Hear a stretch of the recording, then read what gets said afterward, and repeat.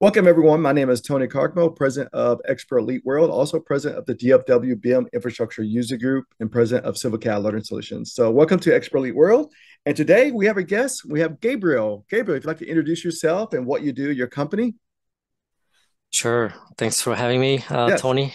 So my name is Gabriel Watson. I'm working in the design and manufacturing industry for a while, maybe about 10 years. Mhm. I work mostly with Vault and Inventor and a little bit of AutoCAD as well, more and more. Um, what I do typically, I support engineers in any capacity. So I work with, the full design workflow support from ideation to all the way to release to ERP. So Mhm. what I try to do is I support the design software, but I also support the digital product lifecycle. Okay. Okay. So, you use Inventor. When did you start using Inventor? See, I thought you were going to ask about AutoCAD. Yeah, Okay, AutoCAD. Well, let's ask both products. When did you start using AutoCAD? And then when did you jump into Inventor? right. So I started experimenting as a child with AutoCAD because it was a tool just like 3ds Max or Mhm. something 3D that was interesting. Yeah. My father was a civil engineer. Oh, wow. Okay. So I started around mid 90s, that decade. I had to look it up. I thought was probably AutoCAD like 12 or 14 Mhm. and before the 2000s. Mhm. That was when I started just doing layouts of Yeah.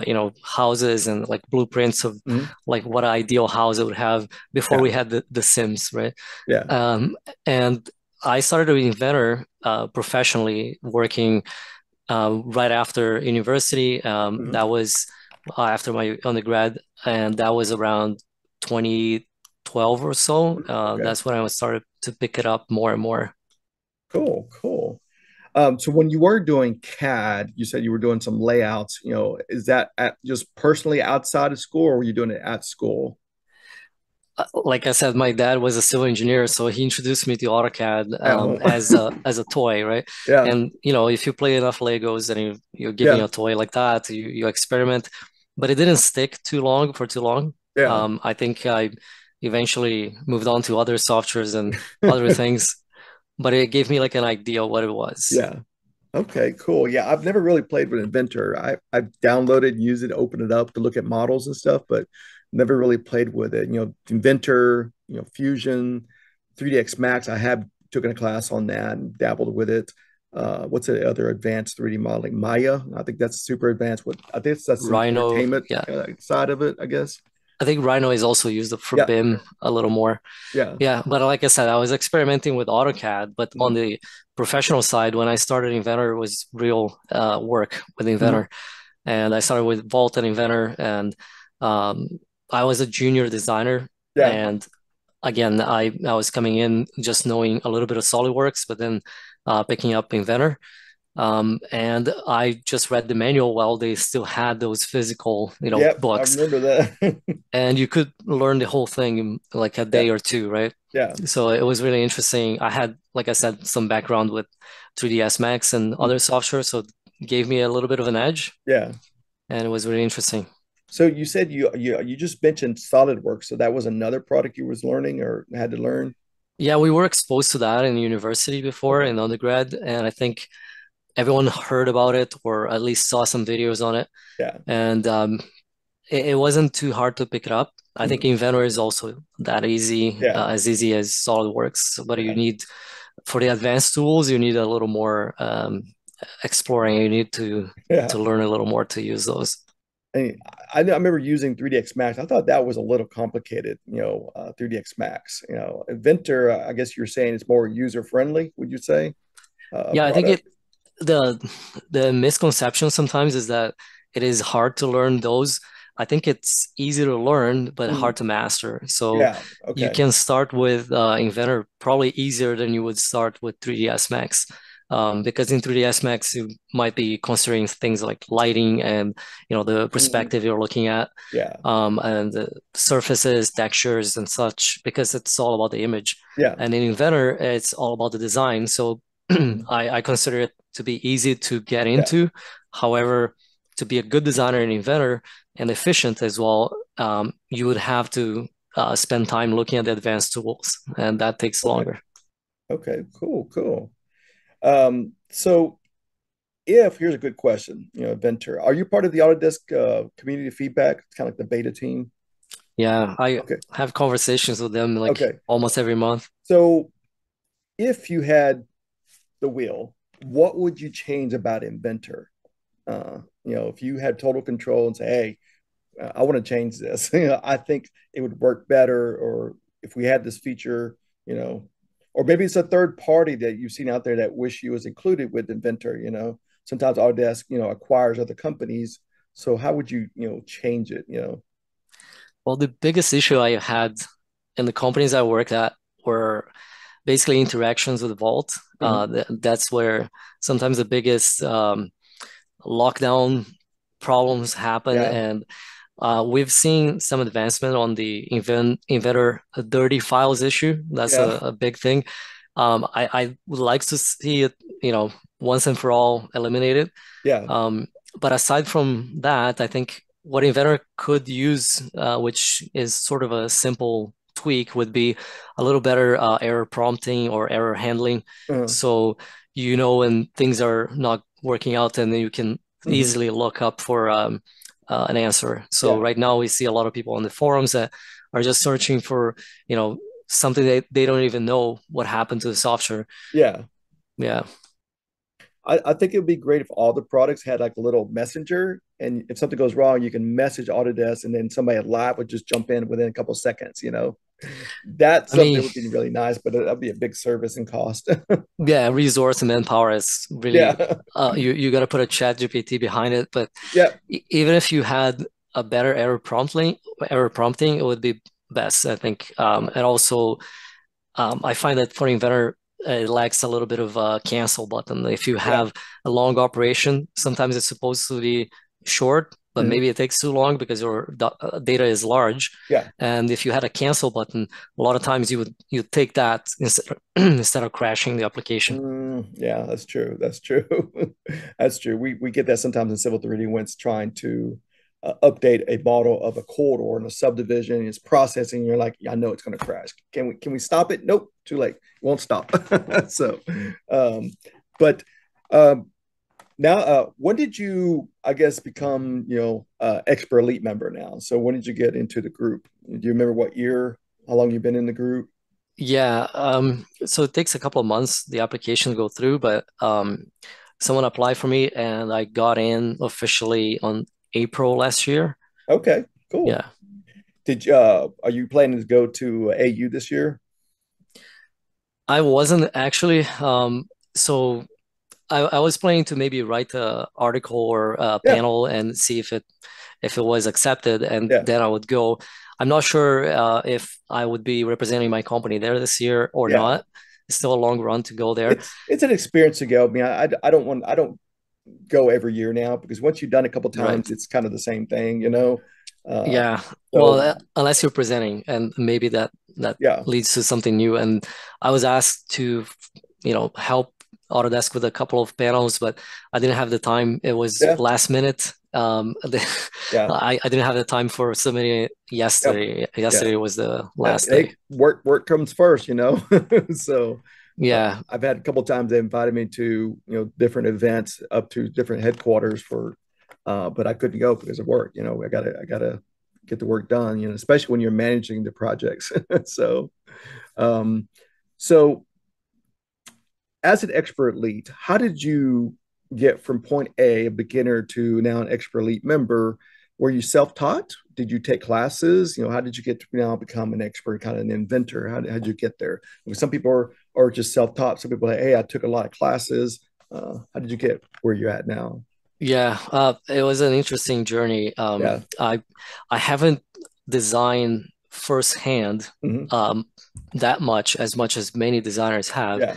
but I had some junior experience and then a little further in another company. And then I was moved to a CAD admin position where Mhm. I thought it was something that set me back, but at the same time, it gave me a lot of experience. So Yeah. this is how it happened. It set me back in terms of raw design and Yep. coming up. coming up with the mechanical design itself. Yeah. However, all the issues that a team of 50 designers were having, it would be distilled all down to me. So Yeah. all these issues, they're teaching, Yeah. you how to react on those situations. So Yeah. I was gathering experience for maybe 7 years in that Yeah. position as a CAD and PDM Yeah. specialist. So again, like I said, there was a filter of all these issues of 50 people coming down to your lab, and you learn a lot. Yeah. And eventually, I decided to maybe take the certification in Inventor. Yeah. I was thinking, it's too bad they don't have one for Vault. I was thinking of taking something on Vault as Yeah. well. But I decided to go into the forums and see what I could learn there Yeah. because my industry, 7 years in one industry, you learn a lot. It was a very dynamic industry, Yeah. but I know that the software allows for many other industries to create content. Yeah. So in the forums, I was trying to help people, but the main reason was because I would learn from helping. Yeah. And through that journey, I picked up a lot more skills, a lot more Yeah. tips and hints. And Yeah. eventually I found out, I was more advanced than what I thought because I Yeah. could help a lot of people. Yeah. And as I quickly learned, I'm also a quick learner. If you are, the forums are great because you learn from them very Yeah. quickly as well. Yeah, I don't get on as much as I used to on the forums now. I have a private user group with it. We're our own platform. So my members will post questions on there, and that's where I help my members that are using AutoCAD products, vehicle tracking, Civil 3D, InfoWorks. So I'm trying to, problem solve for 4 different platforms. Um, Right. and that's where I help the best I can. Sometimes I'll jump into forums, but I look at questions that no one even attempted to answer, and they say, "I love challenges." So There's I don't. a If there's a really audio response, or I go in the section where it says no response or nothing, and that's where I go and say, "Okay, can yeah, I help this unanswered. person?" Yeah. Yeah, But yeah, what I do is also similar to that, but I think with Inventor is a little different. I heard about that from, people even in the community moderators saying hmm that the Inventor community online is sort of the golden standard because there are so many people participating. And I yeah, think that also plays a role because Inventor is multi-industry, like yeah, it can affect multiple industries. yeah, When you're talking about BIM, the civil world, I think you have these local communities and hmm it's more dispersed. yeah, But in Inventor, it's very bustling with activity in yeah, that forum online. yeah, And you don't see that. It's not often you see it. I think it is only on AutoCAD community and Inventor community you have mhm, that sort of participation. So that's like the hot place to go for questions and answers. yeah, yeah. I think the only challenges about the forums, I remember when I used to go in there as a senior designer, you might get 10 different answers. And you're like, okay, which one do I use? And you're trying to figure out, I'll just go down the list because you'll get, there's different ways to solve certain situations or different workarounds for certain bugs in the software. Like, this is our workaround for this issue. No, we do this for that workaround or that issue. So sometimes you'll get like 10 different questions. I don't know if you ever run into that, but you get 10 different answers, for maybe it's a bug that hasn't been resolved by Autodesk. It's been submitted, but now you're trying to find a workaround. And that's where I love the challenges of, as a private consultant, I provide tech support, and I love those challenges. When I get something like I've never even experienced using the product, and I was like, okay, I got to find a workaround for this client because they got a deadline today, and can I solve it immediately? And you're under pressure to try to help that team, So I do enjoy that I guess It, being under pressure, and you're like, okay, I got to get this fixed for that client. the most fun, I think, is finding a solution or workaround with the existing tools Mm-hmm. rather than Yeah, customizing because you can always go overboard yeah, with customizing oh and yeah, yep, it'll be either too expensive or a lot of work, but sometimes something out of the box can yep, solve the issue of yeah, many people. yeah. That's true. That's true. Um, And then sometimes I don't know if you've ever been in that situation where you can't solve something and it just drives you crazy for a whole day. And you're sitting there late at night and you're like, okay, I got to figure this out because this is bugging me to death. And there's no Yeah. resolution online either. No one's figured it out, the workflow to solve a situation. So I've been a couple times where it just kind of kept me up at night. And I'm like, okay, how do I fix this? What And I why can't I find, figure this out? yeah, what I find is something that there was a discussion once in the forum where a lot of people were trying to resolve the question the user posed, and there was no easy answer, right? Because Yeah. there was no viable solution. And I tackled the problem, not the question. Yeah. And someone was saying, that's not what they asked. And I said, well, it was a senior member, actually, an expert Yeah. lead. And, I was just a newcomer again in the Yeah. forums, and I come with this different angle. And then the guy criticized me, and I said, you know what? Sometimes it's not important to answer the question. Yeah. Sometimes it's more important to tackle the problem. No So I problem. asked Yeah. the user what was the problem, and we solved the problem, not Yeah. the question. Yeah. That's true. That's true. That is true. That's true. Um, you said you was on the community feedback. When did you start, getting involved with the community feedback? Um, well, I'm not too often anymore in that Yeah. in the beta, like the feedback. I think I started earlier than the forums.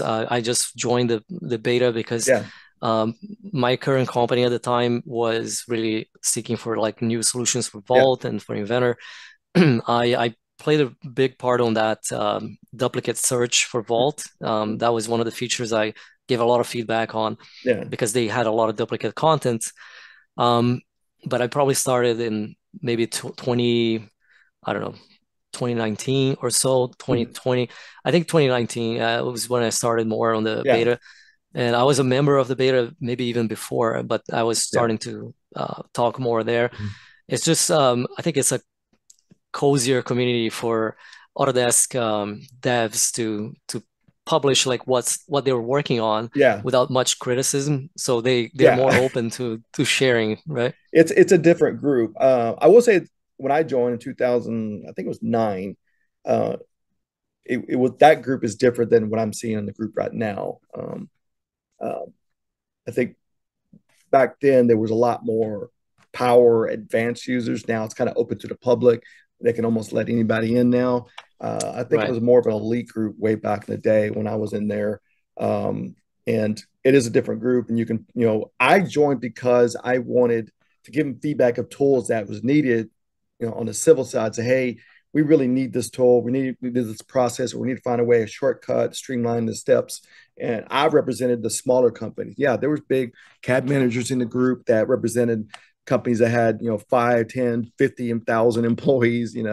I was there trying to represent for small engineering companies, land development that had maybe like 500 or less employees, and say, hey, this is the type of project we work on. This is the tools we need, hear us, don't listen, not say Yeah, ignore the big giant engineering companies, but hey, you got to remember the little guys that are working on certain types of mhm. projects, so that's why I was there for to try to represent the smaller companies. I I think I joined, now that I think of it, I think I joined in 2018 because there was a visit in my current company then Mm-hmm. where like the some of the top devs came to our company in Mm-hmm. here in Windsor, Ontario. They were visiting and checking out how we're using Inventor and Mm-hmm. with Vault. Yeah. So that was just before they I think they enlarged or they interconnected the teams, the dev teams between Vault and Inventor a little more after that. Yeah. But they were searching like on site for some of the user experiences. Yeah. And it was Yeah. quite unique. They sent three of the biggest, guys in Yeah. Inventor Vault visited our company. And I think after that point, I started saying, okay, let's take a look at the beta and see what they're doing there and Yeah. kind of see what repercussions I, the I'm visit kind of had. like you. I'm in the beta, but I do more of the one-on-one, give my feedback, do webinars with the civil teams and say, hey, let's just sit down one-on-one online on Zoom and let's talk about what I'm seeing as a developer, as a consultant, with multiple different types of clients, from contractors to city municipalities to engineering companies, and what am I seeing in those industries? But yeah, I enjoy the one-on-one more than just going into the forums and because I'm a late a night owl, so I jump on sometimes like at midnight, 2 in the morning, and that's where I'm, and no one's online, but I'm Forum there is dead, yeah. posting stuff. Like, you know what? Yeah, I'll just have meetings with them one during the day instead. So, but yeah, I'm definitely a night owl, so I'll jump on sometimes in the forums and look at stuff at 2 in the morning. But it could be 8 o'clock in the morning somewhere else in the world. Somebody's trying to get an answer. So, Yeah, um, I used to have some friends in the forum that were from Australia Yeah. because I was always helping the Australians at There, late nights. yeah, there you go. Yeah. I'm definitely, I think somebody told me I could be an insomniac, because I don't sleep that much. So, and usually I'm trying to learn a new product late at night. That's when I'm trying to, I don't know, my brain kicks in. So I'm like, all right, let's see what we can learn.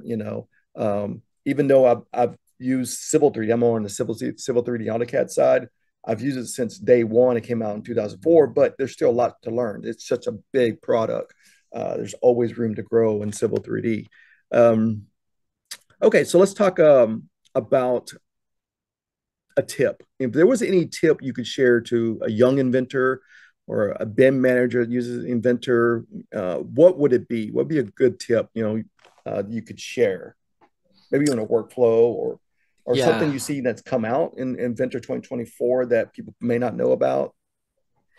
Well, there's a combination of like new tools Yeah. that I'm kind of experimenting right now, and you just asked me this question with not much time to think, but Put at you the on the same punch. time, I do have something I'm working currently. Yeah. So my company is Spatial Business Systems. They are working in Mhm. utilities, and usually that industry, one of the things that they have to do is formulate or design a substation. So I'm working with the solutions that help designers to design the Yeah. substation.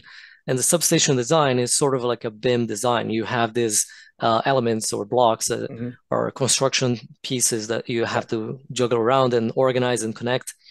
One of the questions and one of the challenges is how do you maintain visual fidelity, but also sort of efficiency in rendering and visualization. Yeah. So it, what happens is that it's sort of new for this industry to talk about LOD and level of detail or level of Yep. development on the models. So we're trying to define like a standard that we can push Yeah. back to the suppliers, but we can also have between companies um, golden standard of what is level of detail 100, 200, 300, all these Yeah. levels. Um, and we're looking at a mix of using Inventor Hmm. and AutoCAD to develop our models. And Inventor has some tools that are sort of new, Hmm. like the simplification tools. They have been more streamlined nowadays. It used Yeah. to be more like a shrink wrap tool and then the Rive tool and Yeah. something in between. Now, they're getting packaged in a lot better way. Yeah. So what I would do is, and I've been just researching that, Yeah. is if you have any design that, is a BIM design, you got to look at the embosses and minor details and cosmetic details and try to eliminate that, Yeah. or at least formulate a library which is simplified. So you can swap between the simplified library and the Mhm. normal, like full detail Yeah. library. So at the end of the day, BIM works with metadata more than anything. Hmm. Metadata is the importance. The Yeah. representation of your geometry sometimes can be scaled down in detail. Hmm. So always bear that in mind. Yeah. And I think, yeah, using Inventor, that's the tip I would give. There are some tools, the simplified tools, and um, you can also swap between model states, Hmm. which is another new tool. Yeah. You can create different model states for each level of detail in your Inventor model. Oh, If you wow. can harness that Yeah. into your AutoCAD or Revit model, Yeah. then you're golden because you have a powerful tool to simplify Hmm. and the right medium to kind of leverage all these different geometries. When you're going from Inventor to AutoCAD, are you going straight to just a basic AutoCAD, or is there AutoCAD MEP? Um, Right. So for substation design, yeah. my company SBS, they provide a plugin to AutoCAD Map 3D. So Okay. AutoCAD Map 3D is Yeah. the sort of base, platform. Yeah. And on top of that, there is a substation design tool, which used to be an Autodesk product and actually branched out with SBS. Yeah. And we provide technical consultancy and such for Okay. and training for that software. So I'm trying to come up with ways to use Inventor because we do have a pathway or a plugin Mhm. that exports the data from Yeah. Inventor Okay. into AutoCAD, and you use those blocks in AutoCAD Map 3D. Okay. Cool, cool. Yeah, well, I use Map 3D here and there. I mean, it's a good GIS software to bring in aerials and other GIS stuff from the city that will provide like shape files for utilities and stuff like that. So we'll use Map It's very 3D. interesting. Yeah. Yeah, yeah. Cities, some cities will provide a lot of GIS stuff, and it's all just shape files, and you bring it in, especially when you're doing pre-development. I need some of that surrounding utilities, aerial mapping, contours, and it's great that some cities. I wish all cities would do that, but some of you can Yeah. just grab it from Esri, if it's free to the public.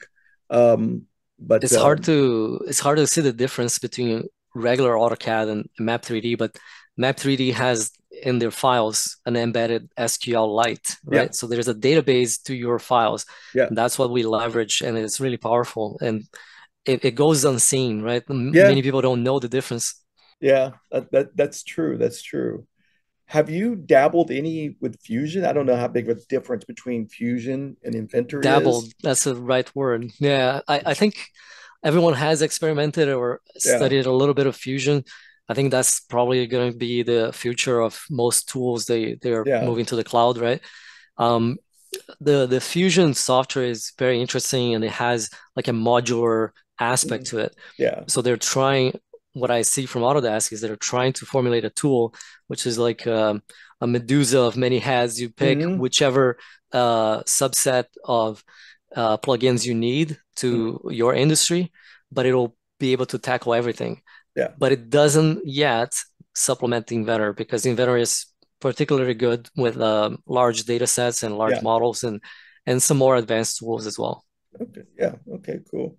Yeah, that's the only product I haven't really played around with at all. I've seen some videos. I think there's a young uh, college student that I had a webinar with. I introduced this to our user group, and he was using it in high school, and he was modeling using Inventor and also some Fusion, and he was doing some kind of robotics competition. I thought it was I pretty see. incredible that he was already using these two products in high school already. Yeah, Uh, they're trying to do, I think, Fusion as a lower, let's say, a lower level for entry, like a lower entry level, right, yeah, for designers, because you're competing against like SketchUp and other mhm, tools like that. mhm, So Fusion is then that level where yeah, you can really get into it easily. But then when you scale up, they still have to build those additional tools to yeah, compete with the larger packages like SolidWorks and Inventor. yeah, yeah. Um, yeah, I just 3D, I'm trying to decide, I have so many other products I want to learn, outside of Autodesk. There's other products I use outside of Autodesk. Um, but Adventure's on the list, but finding the time, that's the problem is finding Yeah. time, because when you're learning, it's in during your personal time, so you're outside of work or during your lunch, you're trying to learn a new product.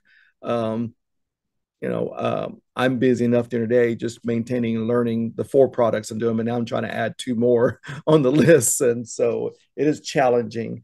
Um, There are always new products too, like Tandem. I'm not sure if you use Tandem.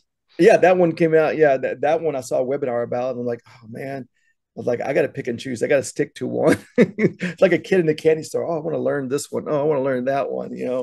I want to learn a little bit of programming too. So, but yeah, it's sometimes I have an ADD, and I'm like, I'm all over the place trying to figure out all these new toys you want to play around with and start using, but you still got to I still do design. I do design support for companies, so I still got to focus on designing projects. I'm running these projects and stuff, so uh, it's a juggling act. Um, so outside of work, let's talk about anything outside of work and Autodesk. What do you do for hobbies? Is there anything you do outside of work that's a, like kind of a hobby thing that you enjoy doing? You mean before I had kids? Before you've got kids. So a good example, we'll get into like, family stuff, but do you have a hobby? Is there some things you Right. really enjoy? Yeah, I'm joking because it consumes a lot of more Oh yeah, time, I know exactly. but it's good. It's good. It's a good hobby with Yeah. kids too. So I'm very much into like two things I would say off late was rock climbing. I do Oh, bouldering. I've tried it. Bouldering Woo. is fun. You're just solving problems with your body, right? It's Yeah. like a Yep. puzzle, and it gets you a little bit out of your office mind Hmm. and trying to use, different parts of your body. Yeah. And the other thing I really enjoy was playing board games, like especially the strategy board games. There are some good ones out there coming Yeah. out. Okay. Cool. Cool. Are with your kids, are you involved with any kind of functions and activities with your kids? So some of the parents that I've interviewed, expert elite members, are their kids are in Boy Scouts and Girl Scouts, or some kind of Hmm. sports leagues, church functions and stuff like that. Are you involved in kind of organizations, charity organizations Yeah, that not yet. They're locally? very little. Yeah. Yeah, my kids are still toddlers, right? Okay. Babies, and but I can see that coming, and Yeah. I think that we already started like introducing them to like sports like soccer and There you a go. little bit of climbing here and there, but Yep. biking and all that. Yep. It's important to get out when you can. We're Yep. we live in Canada, so we Yep. got to cherish the sun. Um, but yeah, we do that as possible. Yeah. And outside of work, I think what I used to do, and again, might come back to that, is Yeah. organizing meetups with friends. There So you go. I used to organize some meetups for an actual meetup.com group Oh back when I wow. was living in Toronto before. Yeah. That group became one of the biggest groups there. And then I moved to Windsor, Ontario. And here, again, we organize a few different types of focus groups in like rock climbing or board games. Yeah. And again, that faded a bit with Yeah. having kids, but Mhm. I Yeah. might get back into that. Yeah. Okay, cool, cool, cool. Um, Be my next question here. Are you into what's your favorite movie and what's your favorite sport do you watch? You enjoy if you watch sports. Not everybody watches sports. Yeah, to start with that, I'd say it's funny because I've never been too far involved in any sport in particular. I Yeah. watch more like Olympics, Oh yeah. X There you Games when I go. was a kid. Yeah. But I do enjoy watching Formula One. So Okay. again, if you ask me what's my favorite team, I would say Red Bull, at Formula One Red Bull. It's just fun to watch those Yeah. guys. Um, and another thing about, yeah, movies. So my favorite movie of all time is Interstellar, and I Interstellar. think I It's a think good movie. It's a good movie. Yeah, it's really moving, good moving movie. I'm really into like sci-fi Yeah. pieces, and I'm looking forward to Oppenheimer, which is Christopher Nolan's next movie coming up. Mhm. Yeah. Have you seen Passengers? Yeah, I've seen That that one too. that was a good one. It makes you think if you would wake somebody Makes up if you were stuck there for the rest of your life. Yeah, it makes me think also. I think there's a robot scene here and Yeah. there, and it makes me think whether or not they designed that in some Autodesk tools as well, because Oh there's yeah, a lot of yeah. movie development that they use Autodesk tools. I know, like in I don't, I think it was the first Transformer, or maybe one or two. They used some Autodesk products for Transformers. I don't know if it was Maya or one of the other 3D modeling software, but I remember reading about Autodesk was involved in some of that Transformer automation. Um, but um, so you said you were talking about Formula One. We had actually had another expert elite member that was into NASCAR and also, or and possibly Formula One also. When I was interviewing him, I actually had it on TV when I was watching it. So I do watch Formula One, and I do watch if it's on TV. Most of the time, it's on like on a was it a NBC Sports and stuff like that. We'll show the Formula One, and then I watched the electric one. Was it Formula E or something, or Formula One E? Oh, I haven't caught that one yet. Yeah, yeah. So it's all electric. They look like the Formula cars, but it's electric. They use electric batteries. I'm like, okay, that's even better. Um, but I do watch Formula One sometimes when it's on TV. Sometimes I'll watch NASCAR. I Uh, I do the lazy version, which yeah, is you wait for the season to be over and yeah, then you watch it on Netflix yeah, because there is the TV show is actually great because it shows a little bit of the behind the scenes yeah, yeah. I've and seen you can that. see Yep, the even the design process, right? yep. Like you can see Hmm. some of that happening Yeah. there before your eyes. And I think it's really great how they get this behind the scenes vision of, not everything is ready and settled, Yeah. and there's a lot of work through the season. Hmm. So they do represent that well, I think, in the show. It's really exciting. It gave me like a fresh vibe into the Yeah. Formula One scene. which I hadn't had since the 90s. Like when I Yeah. started watching in the 90s, coming from Brazil, I was into watching Ayrton Senna. It was the biggest Yeah. racer at that time. Yep. And then the interest died down. But now it came back because of now giving more life and personality to Yeah. Formula One. Yeah. I can't name one. I mean, was it Kanan? He was, I don't know if he's still racing, and Indy racing. yeah, Yeah, he was an Indy racer, Tony Khan. Kanan, and was it Andretti? I think he's won any. Michael Andretti. Yeah. Yeah, so I can name maybe two or three. I don't know the current ones now, but I do watch Premier League soccer on Sundays. I'll get up sometimes on Sunday and watch, Chelsea. That's my team. Not a diehard fan, but that's who I cheer for. So I do love the Olympics. I watch Olympics all the time when they come winter or summer. I'm a big Notre Dame fan, hockey fan. I'm rooting for this Dallas Stars. We're in the playoffs, so I do have a friend up there in Canada. She's a Maple Leafs fan. And but I'm kind of a broad range of sports. I don't really care too Yeah. much about basketball. Um, I care about college football, not really NFL. Baseball, I like watching baseball. Um, and curling is now starting to be popular because you see in the Olympics, they really, Yeah. made it exciting to watch. It was And so, funny. Since about 2010 or so, I started watching more curling yeah, and I find it's a mix of bowling and chess yeah, almost. yep, And I really like that mix. I tried it a couple of times here. yeah, And Canada is obviously a little bigger than maybe in the States. yeah, So it was fun to watch it. And again, I'm not particularly too focused in one sport or another, yeah, unless it's rock climbing, because rock climbing is something I do on my yeah, time off as well. yeah. Yeah. Cool. Real quick, one last question about Autodesk. Have y'all kind of played around with using some of those products on the BIM cloud at all? Are you using kind of the BIM cloud software from Autodesk? Yeah, the ACC or BIM 360 Mm-hmm. was something I used to work with in my previous role. Mm-hmm. So last year I was working in a company that was building some really exciting Yeah.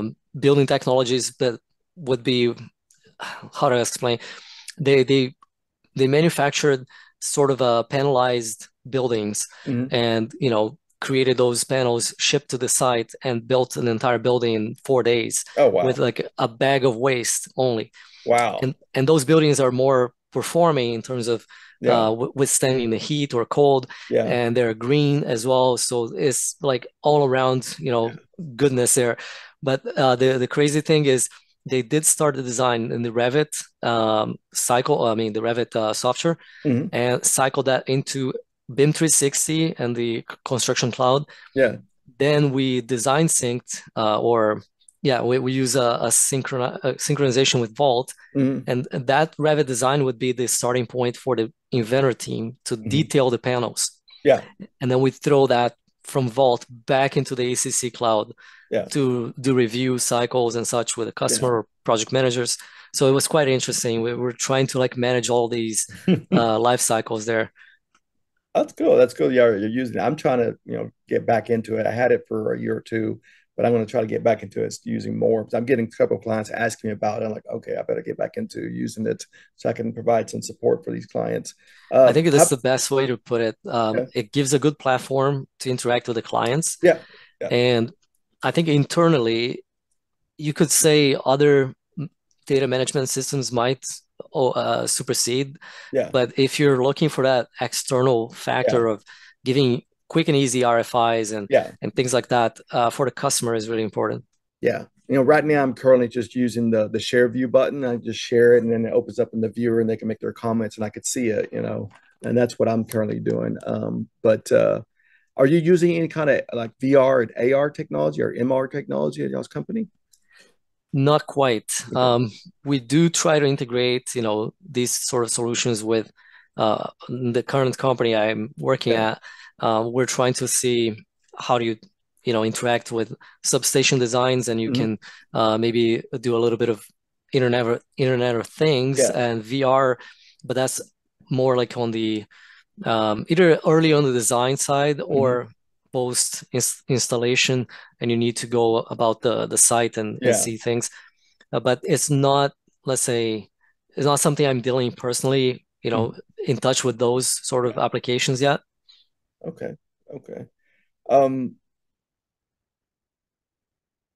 I uh, used to work though, I think yeah. 2 companies ago. They were, deploying turnkey equipment, and that was Yeah. a big deal. When you have turnkey equipment, either on the sales side and you Mhm. want to show the client how it would look like the Yeah. solution, or you already have the design before you install, before you build, Okay. before you assemble or before you install, you can show via VR, and that Yeah. was a big deal for them, to sort of do, how to say, the client, the customer, sign off on the products and Yeah. such. We would use VR in that company. Okay. Yeah, I've only dabbled the VR. I haven't really dabbled too much on the AR side. Now there's what MR, the other one. I don't remember what it stood for. But I sometimes I'll create like a 3D model in InfraWorks and then try to push it into VR for the client. And I have a different bunch of different VR headsets where you can just slide your phone in. So if a client comes in, I can just grab one of them, put their phone in, and they can see they don't have to put the whole thing, just put it right in front of them. So they want to see it in VR. And then I do have an Oculus, but it's the older version. I need to get the newer version of the Oculus and stuff. Um, but yeah, that's something I've been dabbling in. So um, now, but no, I kind of enjoyed interviewing you, getting to know you more, and this is great for all the other members and followers. They'll get to know you more on the educational purpose with Autodesk, and also on the personal level, what you do outside the office and stuff like that. So I know everyone does something. Some people, we have some experts are using guitars and stuff like that, and For um, sure. you know some of them are very involved with their grandkids. That's pretty much their world outside of work is their grandkids, and some of them are involved with church functions or charity groups and stuff like that locally in their community and stuff like that. So like myself, I'm try to get involved with the local veterans and business organization, and I'm trying to get involved now with the ASCE charter here in Dallas, and also the ACEC charter in Dallas. Uh, and I think I just signed up to be in part of the Hispanic Engineering Society also.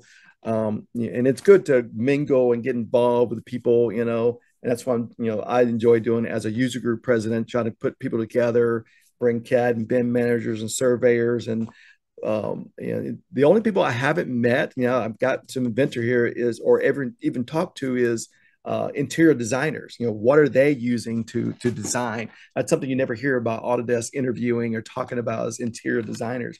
Are they using Inventor? Are they using AutoCAD? Or using Revit to design for interior designer? What are they using to design? So that's probably the next person I'm going to try to go after is an interior designer expert lead member. So Yeah, that um, would be interesting. yeah, I mean, you I don't. believe there is a Yeah, lot of visualization in probably like 3ds Max or something like that. yeah, Yeah, because at the end of the day, it depends on how their company works. If they yeah, already have the architectural plan and they're hmm, modeling inside, yeah, or if it is a final touch-up, or if yeah, they're actually interfering with, I yeah, mean, acting on the whole architecture plan. yeah. Yeah, that's good. Yeah, I have another expert elite member tomorrow. I'll be interviewing. I think actually two more. I got two more this week, so I'm going to be interviewing, and I'm trying to reach people outside the engineering or just regular Revit. So it's great to finally meet somebody outside of our little bubble of software. Now we got Inventor. Now I want to get the guy from Fusion, The and then gaming maybe industry might be a good one as well. If you get someone from there, they probably have some interesting concepts from with where? 3D. From the gaming industry, Oh the yeah, the game. Yeah, 3D exactly. modeling, yeah. Yeah.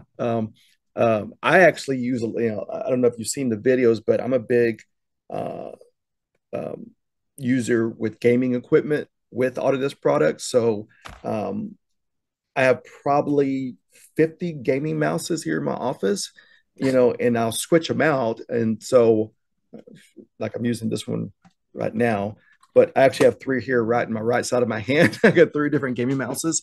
And to talk about how can I take advantage of using gaming mouses, especially some that have like 12 buttons on it, to uh, maybe set up macros, AutoCAD macros on it.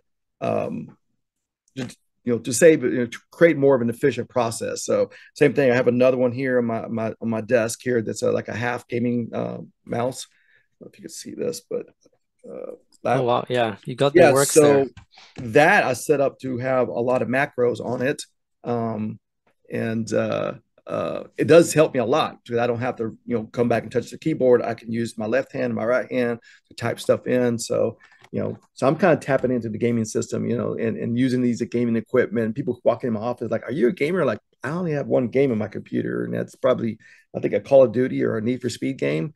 And I only play it once a year. So they're like, "What? Why do you have all these gaming equipment then?" So, Yeah. um, but I like to give my input because I do run into users that are using game equipment mouses. Like, hey, I'm thinking about switching over. Do you have that mouse? What do you think about it? So Yeah, I think it was there was one company I think I saw in a conference about 2 weeks ago. I think it was there. There was a conference for substation design, and I think someone there was showing like some of the out of the box ideas that they came up with yeah, for like shop floor or just to help with visualization and interaction between the shop floor users, yeah. manufacturing users, and the software. And what they did was a Stream Deck, those Oh, little yeah, Stream Deck full of buttons, and they got a Stream Deck to have macros on those buttons, so yes, they could, I don't know, clip or rotate or do something with the model and the shop floor. It was quite interesting. And again, that was one of the out of the box ideas that someone submitted on their yeah. idea station or something, and it came out great. I actually, speaking of the Stream Deck, I actually have one. I bought one 2 weeks ago, and I'm starting to learn it. I can see the benefits of it now. I'm trying to figure out how can I use it with Autodesk products. How can I set some of these programs that would benefit me when I'm designing or playing with 3D models and stuff. So even though it's meant for gaming and live streaming and stuff like that, but I do see kind of the cool things about it.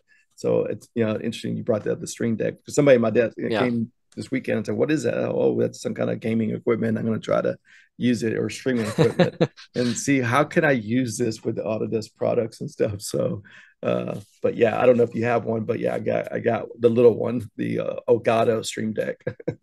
Yeah, I know of that one, but I haven't used them yet. Yeah, Again, my work is more on the support side, and yeah, if I was doing more repetitive work or more design work, mhm, I think I would get to that point where I yeah. would be looking for macros all over the place. Oh yeah, exactly. So, um, but um, do you feel like since you're not designing kind of anymore, is that hindering you? I know you're doing problem solving as a support on the sports side, but not being able to design, does it hurt you because you're not sitting there trying to come up with new processes or workflows? Um, so I think everyone goes through like a crisis of identity in their Yeah. career at one point. For me, it was more as I started, developing software a little bit and Mhm. then going to design, Yeah. mechanical design a little bit. And then I was trying to find my place, Yeah. going to PDM, PLM. And in between all of that, I realized that there is a niche Mhm. between engineering, management, and software or IT. Yeah. And that's where I live. And I think I came to terms with the idea that I'm never going to be the best designer, but I'm really efficient and helping Yeah. designers and managers to, Yeah. to get what they want. Yeah. Um, and I think it doesn't hinder me Mhm. from doing my job, Yeah. but I would say definitely, if you're looking for a career in design, Yeah. I think you have to practice that, right? Yeah. So definitely, I would say, practical experience in Yeah. design is still irreplaceable Yeah. until there comes a solution like more of an automation that Yeah. can replace you. Yeah, so as a consultant, since I'm providing tech support and training with my company, but also design support when I'm designing and working on people's project, especially every project is a little different. Sometimes they have different workflows. I would like work through it. I'm like, okay, this is taking too many steps. Let me get with my programmer and build an app, and we go and create an app and put it into our suite, and we're selling it to the public. So when I'm designing, I'm always thinking of ways of how can I reduce these steps down, since Autodesk is not creating this feature tool or not make it. I Yeah, can make it more simple and streamlined. And that's I what I do. do constantly. So we create new updates on our app for Civil 3D and also brand new workflow templates. I mean, templates or even apps say, hey, I took that, what took you 5 minutes down to 5 seconds, those Yeah, steps. I And do get to so, that point sometimes when at my capacity right now, I learn the software yeah, as a designer is use them, but I also go in individual, let's say, aspects of it, yeah, and I try to streamline. So I go over, let's say, a specific tool, and I do it 10 times, and I see yeah, what I can squeeze out of it yeah, and get the best efficiency of yeah, that process. So I look at more, let's say, a process by process basis, mm, and maybe the full workflow, I do get to the full workflow eventually, yeah, but I'm more focused on individual processes to see, yeah, let's say, or individual journey, let's say yeah, a journey like I mentioned before, yeah, from Inventor, that content being brought into AutoCAD Map 3D, yeah, and then later on visualizing, yeah, having a visualization of that. yeah, So that's more like the focus. yeah, I dissect individual journeys instead of yeah, mixing and matching because yeah, when your focus is the process or yeah, the project, you're not focusing on the process. yeah, And I'm focused more on the process before that. yeah. Yeah, great, great. Well, I think that's all the questions I had. I mean, I really had a great time interviewing, getting to know you more. I get to meet new members all the time. We had, I think it was last month, I interviewed Christina. She's up there in Canada. Okay. She's an expert lead. She's on the AutoCAD and Revit side. So I don't know if you've met Christina. What Um, is her last name? yeah, Youngblut. So Young, Uh, Blout. I think I know her name from the forums. Yeah. Like I know a So lot of people's names there, but I haven't interacted yet. yeah, I don't know if you've I think I did send you an invite, but if you've gone into our user group, you'll find a lot of AEs on our user group. I think we have like probably already 15 expert elites on there. And then a lot of CAD and BIM managers on there. So we're always just networking, bouncing ideas, having a good time. And then we have trivia. So I'll create some trivia questions and challenge the users, to figure out the questions. It's Revit or AutoCAD or Civil 3D or something. But I haven't done an Inventor because we only have a few. I don't know. Yeah, We may only have two members that are Inventor. So I'm trying to bring inventors into the group and 3ds Max users and Fusion, into the group, so we have a really good mixture of users and designers and stuff. So, and we also have survey, a lot of survey guys that are using survey and drone equipment and stuff like that. So I try to get everybody involved, so no one's feels left out. So, but yeah, yeah. definitely come join us. You have a really good fun group. It's always nice to have like a sort of your daily morning newspaper, right? So you go about and see what's mhm. happening and you pick up a few tips here and there. Oh yeah, our members are sharing. We have a forum section. That's where our members are sharing tips and tricks, or saying, "Hey, there's an Autodesk webinar. Here's the link to go register." So I do it all the time. If there's a software update, I'll post it in the forum. So we have a forum section. We have a group chat section. So yeah, we have probably 1 to 3 webinars per month. It's either a industry expert will come in and do a product webinar, or we have like a tech talk to talk about certain products and workflows.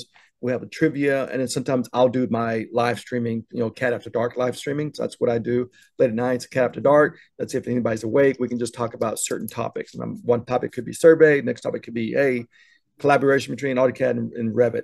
Let's talk about it.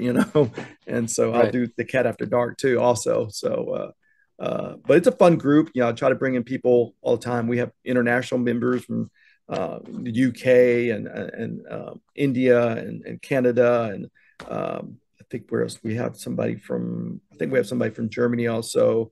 And so, but yeah, I've interviewed people from Turkey. We have an expert elite member from Turkey, Sean I Bryant was from the UK. nice. I was going to ask actually how you do your expert lead selection. Like how do you find me in the forums? Like Oh, so I just reach out, look on LinkedIn, and then I'll look in the forums and just see, I'll send invites and sometimes I'll post. I don't know if you see my post on the Expert Elite forum. I'll say, mhm. hey, anybody wants to do an Expert Elite webinar with us? I think you're the 20th member that we've done now. Okay, cool. But still, we have, 350 Expert Elite members around the world. Um, I heard it was maybe 400 450. now. Yeah. Yeah, Um, 450 total, more or less. yeah, and not everybody wants to do this. I'm not forcing anybody to do that. So, I'm just people that want to get out there and have this video so people get to understand who you are as a person besides just reading your profile. Just okay, all right, cool, but I don't really know what he's like, his personality, and that's what the videos are about. Get your personality, who you are, what you do, your kind of a background, and this is what the videos are for. So, and Autodesk enjoys that I'm doing this, and interviewing these expert leads and stuff like that. So, we got, like I said, I have two more, and but I'm always interested in learning. Now, I actually interviewed one person, and they were, very shy person, but now he's out there blogging and doing stuff. It kind of got him out of that bubble, That's nice. and so all from that one, kind of webinar that I did with him, So, but no, if somebody wants to follow you or reach out to you, where would they go? If they want to go on social media to follow you or LinkedIn, where would they go to come to, if they want to ask you questions about Inventor or something? So, Yeah, I think,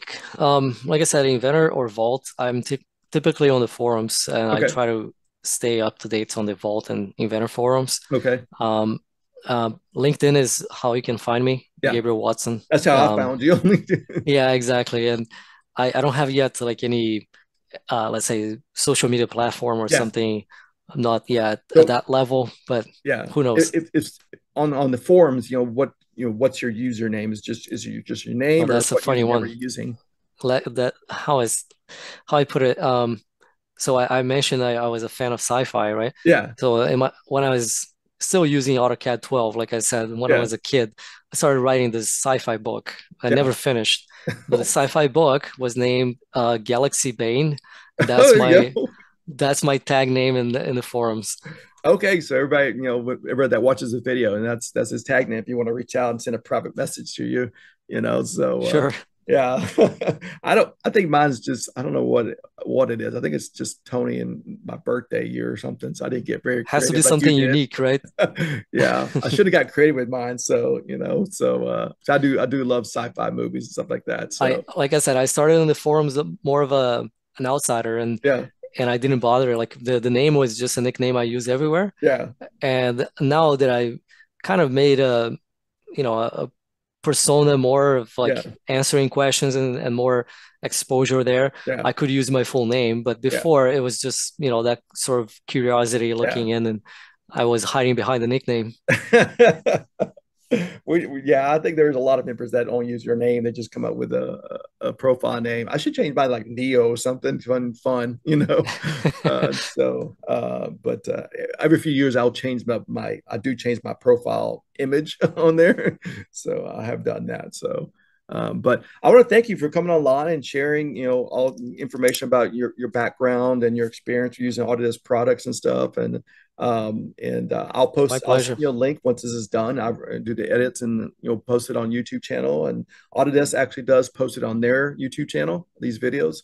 So I'll let you know once it gets we get it done and post it and stuff. So, but definitely, Well, I do definitely appreciate you coming online and my pleasure. It was fun, and yeah, wish you best of luck with the next interviews. And yeah. yeah, if you find anything fun from those guys, like Yeah, and I'll I'm be going to send watching. you invites when we have like sometimes we have a Q&A webinars, and I'll invite a bunch of expert elite members like yourself. Sometimes we did one with Revit. We had like six people or six AEs come online, and we took questions. And then we did one with AutoCAD Civil, and we had 12 expert elites online, there to answer any questions. So we had fun having 12 expert elites all with their cameras on, and we are all networking and sharing. So we'll do another one probably with like Inventor, Fusion, 3ds Max, Maya, more of the 3D modeling software at Q&A. I just need to bring more of those expert elite members. That way we could do one. So, and Yeah, then it's like I we'll said, invite you to the the CAD management webinars. We do sometimes CAD management, just yeah, Q&A about CAD management on all products. So, like I said, is that almost like all the expert leads are a distillation or a filter of all the issues or maybe all the workflows and yeah, ideas that they hear about other people or they're helping other people. yes, So each EE member, I think, kind of summarizes a yeah, group of 50 or 100 yeah. people, right? That are using the software. yeah. We got some big users there on the forums, all the time answering questions and stuff like that. So, uh, and so I try to focus more on the training and the one-on-ones. And I should, as an expert lead, that is our job to go in there and help on the forums. I should go back in there and help Well, more. not quite. I would say that there are three ways, right, to become an expert elite, and I Yeah, think one of the ways is like doing what you're doing, like yeah, just promoting what are, let's say, the tricks of, yeah, using the software the best way. If there's a yeah, workflow, or how did you grew your career, and there are yeah, people that are more like influencers, and yeah. there are differences in how you get to the expert Yeah. elite. I I would just say, yeah, there's happen, two groups. There's like the evangelists, they're yeah, influencers, evangelists, and then you got the specialists, the EEs, they're pretty big much, tech guys. Yeah. So that's how I'd see some of the two different groups in EEs. So but and yeah, they mix sometimes, yeah. yeah, thank you for coming online, and I'll let you know when the video's done, and come join our group and share your input on products, especially AutoCAD and Inventor. So, and if you want to do a webinar for our user group, let me know. So, Awesome. all right, well, have Thanks a great again. day. Have a great day. All right.